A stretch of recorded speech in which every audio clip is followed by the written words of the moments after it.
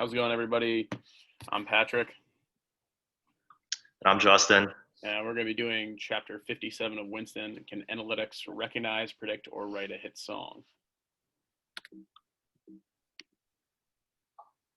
All right, so to begin, Norah Jones sold the most album copies between 2000 and 2009. This is probably the biggest thing that stood out to me because I have, one, absolutely no idea who Norah Jones is, nor have I ever heard of the album Come Away With Me.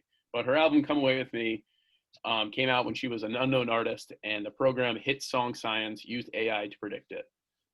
The key to recognize, predicting, or writing a hit song is to create an acoustic fingerprint, which in a fingerprint identifies key attributes of a song such as BPM, frequency, or amplitude.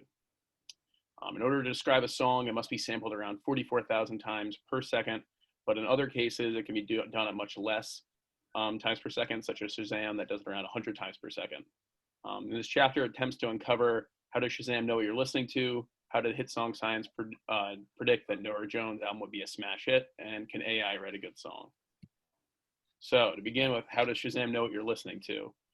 The real genius of Shazam comes in its pure efficiency. Rather than recording an entire 3-minute song and sifting through trillions of potential matches from every song ever made, Shazam uses only short excerpts to identify what you're looking for.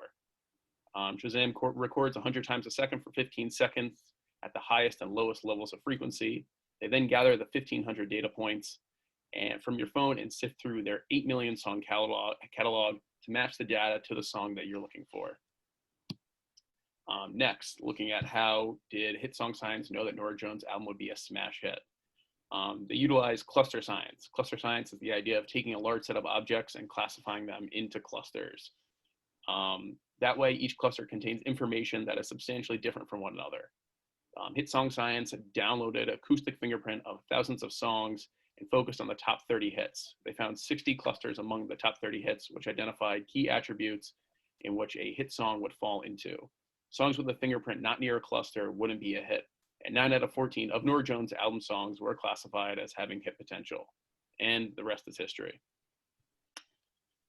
Hit Song Science also has the capability to tell a producer how to change their song if it doesn't fit into a cluster. Examples of this are changes in decibel level or baseline. Their parent company, Blue Music Intelligence, claims to predict hit songs with 80% accuracy, but the real mark of their credibility would be their sensitivity and specificity, aka the probability that songs are a hit when they're predicted to be a hit, and the probability that songs aren't a hit when they're predicted not to be a hit. So I'm now going to pass it over for the second half.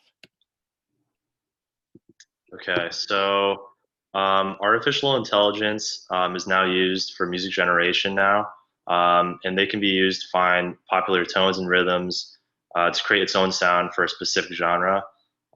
Companies like Amper Music and Flow Machines do this, which utilize math behind its algorithm to try and write good music. So the algorithms used are the Markov chain approach and the evolutionary algorithm approach. So the Markov chain approach looks at sequences of possible events. So in this case, a sequence of chords looking for the probability of the next chord through their probability mass function. However, chords randomized doesn't always allow for the best sounding music.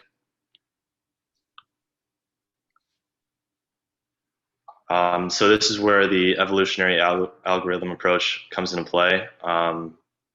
So it really looks at penalizing any of the music generation through the AI if spacing is off between tones, when a note is not within the chord or key, and when the beat is off.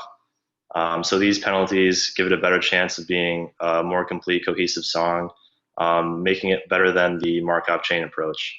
So this is something that is growing in use today and is being considered by some artists and recording companies. So that's our presentation, and we hope you liked it. Thank you. A good one.